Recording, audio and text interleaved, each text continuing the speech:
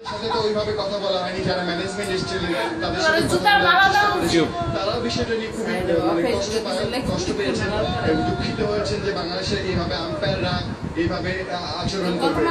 আলিমদারের যে কথাটি বলছেন, আলিমদার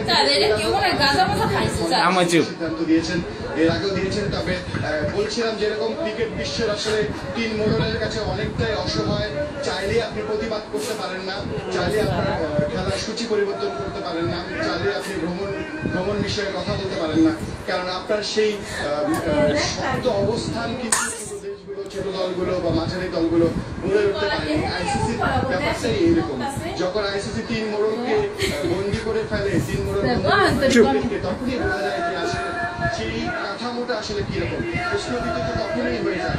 সেখান থেকে এই আম্পায়ারিং এটা খুব স্বাভাবিক।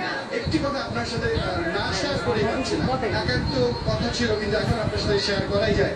বাংলাদেশের একজন বড় ক্রিকেটার, খুবই বাংলাদেশের প্রথম সারির ক্রিকেটার, যিনি ওই ম্যাচে খেলেননি নিউজিল্যান্ডের বিপক্ষে। এই ম্যাচ নিয়ে যখন ইন্ডিয়ার সাংবাদিকরা আমাদেরকে প্রশ্ন করছিলেন বাংলাদেশ ম্যাচটা হেরে গেল কিনা, এই কথা শুনে বাংলাদেশের ওই ক্রিকেটার, যিনি খেলেননি বাংলাদেশের প্রথম সারি ক্রিকেটার, তিনি বলছিলেন আমাদের আসলে দক্ষিণ আফ্রিকাকে পেলেই বোধহয় ভালো হতো, আমরা সেই জন্যই চেয়েছি। আমি তখন জিজ্ঞেস করেছিলাম আপনি কেন এমনকি বলছেন যে আমরা ভারতের সাথে ম্যাচ হলে তো 13 জনের সাথে খেলতে হবে। অর্থাৎ সংখ্যাটা কিন্তু সেদিন থেকেই ছিল, সেদিন অবস্থা ছিল, ক্রিকেটারদের মধ্যেও সেই ভয়টা ছিল। তবে একটি কথা রাখি, বলে রাখি, এর সাথে স্বপ্নটা থাকতে হবে বড় কিছু। আপনি যখন আত্মতৃপ্তিতে ঘুরতে শুরু করবেন, কোয়ার্টারে খেলবেন, কোয়ার্টারের একটা দলের কিন্তু লক্ষ্য থাকতে হবে আপনি ফাইনাল খেলবেন, কোয়ার্টারের একটা দলের কিন্তু লক্ষ্য থাকতে হবে আপনি চ্যাম্পিয়ন থাকবেন। আপনি যখন কোয়ার্টারে এসে তৃপ্ত থাকবেন, আপনার বডি ল্যাঙ্গুয়েজ জয়ের জন্য খুব বেশি ক্ষুধার্ত থাকবে না, তখন আসলে ফাইটিং মানসিকতাটাও আসে না। আর এত বড় ম্যাচ খেলার, প্রেশার ম্যাচ খেলার বাংলাদেশের অভিজ্ঞতা খুব কম নয়। আমরা এশিয়া কাপে দেখেছি, এশিয়া কাপের ফাইনালে দেখেছি আমরা পাকিস্তানের কিছু কিভাবে খুব কাছে গিয়ে হেরে গিয়েছি।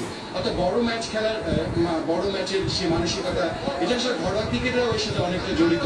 আমাদের ঘরোয়া ক্রিকেটের প্রতিযোগিতাহীন ম্যাচ হয়, আমাদের প্রেশারটা নেওয়া, প্রেশার ম্যাচ নেওয়া সবকিছু শেখার মধ্যে আছে।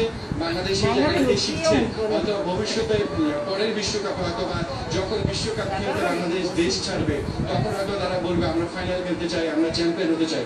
যখন আপনি সেই স্বপ্নটা দেখতে শুরু করবেন, তখন আপনার ভিতরে সেই শক্তিটা তৈরি হবে, সেই সঞ্জীবনী শক্তি আসবে, লড়াই করার শক্তিটা আসবে, কারণ আপনি চ্যাম্পিয়ন হতে চান, ফাইনালে যেতে চান। এই লক্ষ্য যখন আপনি দেশের বলে